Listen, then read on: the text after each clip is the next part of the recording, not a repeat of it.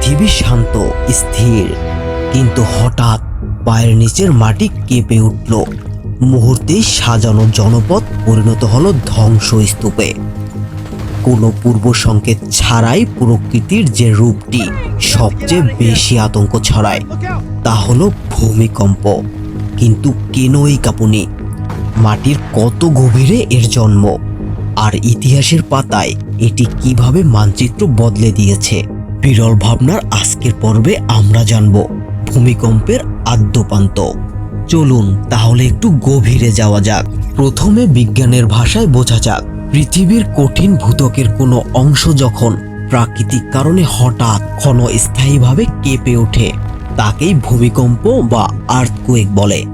এই কম্পন কয়েক সেকেন্ড থেকে কয়েক মিনিট পর্যন্ত স্থায়ী হতে পারে। এখন প্রশ্ন হলো, এই কম্পন মাপা হয় কিভাবে? ভূমিকম্প মাপার আধুনিক ডিজিটাল যন্ত্রকে বলা হয় সিসমোমিটার। আগে একে বলা হতো সিসমোগ্রাফ। এই যন্ত্রের মাধ্যমে কম্পনের স্থায়িত্ব ও কেন্দ্র সম্পর্কে ধারণা পাওয়া যায়। আর ভূমিকম্পের তীব্রতা বা শক্তি মাপা হয় রিক্টার স্কেল এর মাধ্যমে। 1935 সালে মার্কিন পদার্থবিদ চার্লস ফ্রান্সিস রিক্টার আবিষ্কার করেন। এই স্কেলে 0 থেকে 10 মাত্রা পর্যন্ত তীব্রতা মাপা হয়। জেনে অবাক হবেন, রিক্টার স্কেলে 1 মাত্রা বাড়া মানে ভূমিকম্পের শক্তি আগের মাত্রার চেয়ে 10 গুণ বেড়ে যাওয়া। অর্থাৎ 5 মাত্রার চেয়ে 6 মাত্রার ভূমিকম্প 10 গুণ বেশি শক্তিশালী। ভূমিকম্পের আলোচনার সময় ফোকাস ও এপিসেন্টার শব্দ দুটি খুব শোনা যায়। মাটির গভীরে ঠিক যে বিন্দুতে ভূমিকম্পের উৎপত্তি হয় তাকে বলা হয় কেন্দ্র বা ফোকাস। এটি সাধারণত ভূপৃষ্ঠ থেকে 5 থেকে 700 কিলোমিটার গভীরে হতে পারে। তবে উৎপত্তি স্থল যদি 15 থেকে 45 কিলোমিটারের মধ্যে হয় তবে সেই ভূমিকম্প সবচেয়ে বেশি বিধ্বংসী হয়।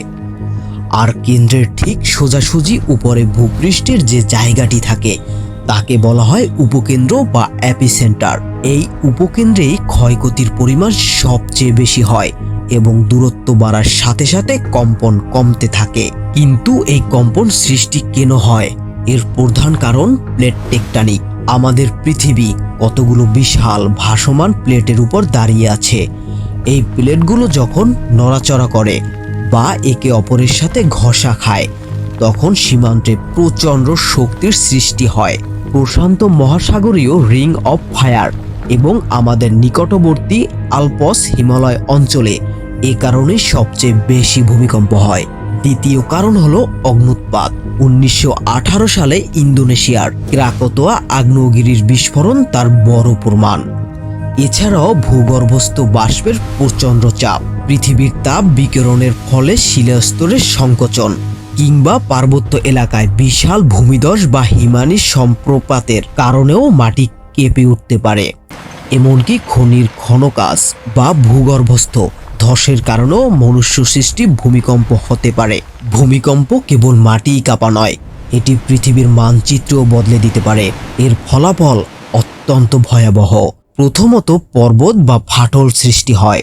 শুনলে অবাক হবেন, আজকের সুউচ্চ হিমালয় পর্বতমালা সৃষ্টি হয়েছিল আজ থেকে প্রায় 6 কোটি বছর আগে ভারতীয় এবং ইউরেশিয়ান প্লেটের সংঘর্ষের ফলেই।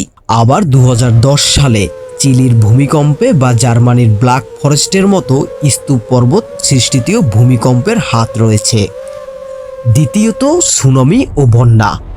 সমুদ্রের তলদেশে ভূমিকম্প হলে পানির উচ্চতা 15 থেকে 20 মিটার পর্যন্ত বেড়ে গিয়ে সৃষ্টি হয় সুনামি। 2011 সালের জাপানের সেই ভয়াবহ সুনামি বা 2004 সালের ভারত মহাসাগরের সুনামির ধ্বংসলীলা বিশ্ববাসী ভুলবে না। তৃতীয়ত শহর বিলীন ও নতুন দ্বীপের সৃষ্টি।